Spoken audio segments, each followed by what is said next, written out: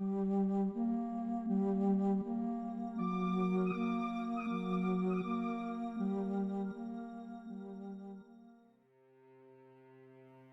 the morning of the 21st of October 1966, the small Welsh mining village of Aberfan stirred like any other day.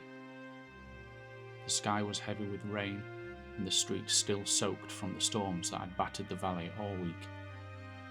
Inside Pantglas Junior School, 240 children settled into their classrooms, the day's lessons just beginning.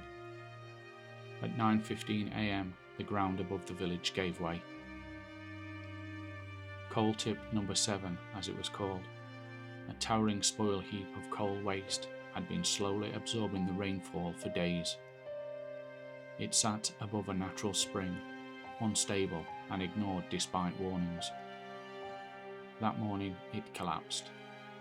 A wave of black slurry weighing tens of thousands of tons surged down the mountain, a 30-foot wall of coal, water and rock.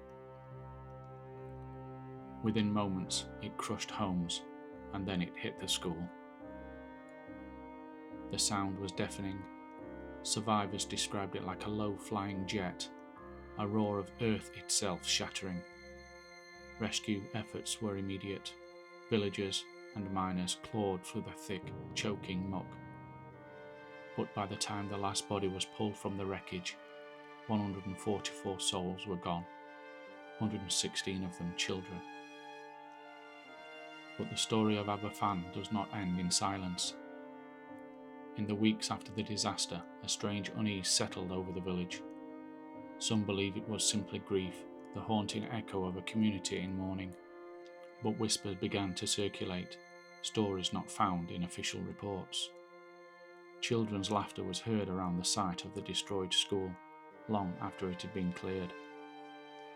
Locals described cold spots around the Garden of Remembrance, even on warm days. Windows would rattle, doors would open without cause, and always at 9:15 a.m. Then came the visions. Multiple residents claimed to see small figures, silhouettes of children in outdated uniforms standing at the end of beds, staring. One woman who lived near the site reported waking to the sound of her front door opening, only to find muddy, child-sized footprints in her hallway, vanishing halfway across the floor. Most chilling was a dream, not after but before the disaster. A 10-year-old girl, one of the victims, told her mother the night before the tragedy, "Mummy, I dreamt I went to school and there was no school there. Something black had come down all over it." She died in her classroom the next morning.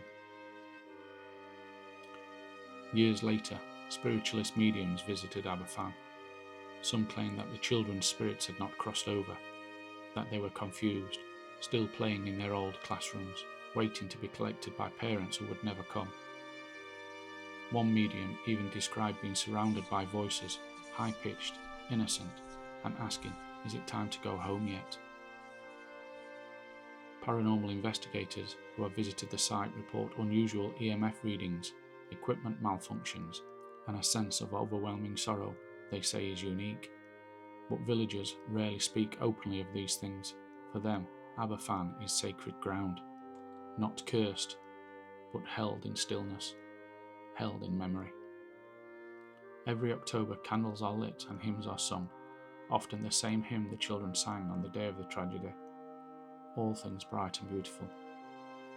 Some say if the wind is just right, you can still hear that hymn carried through the valley, a soft echo of voices lost, but not forgotten.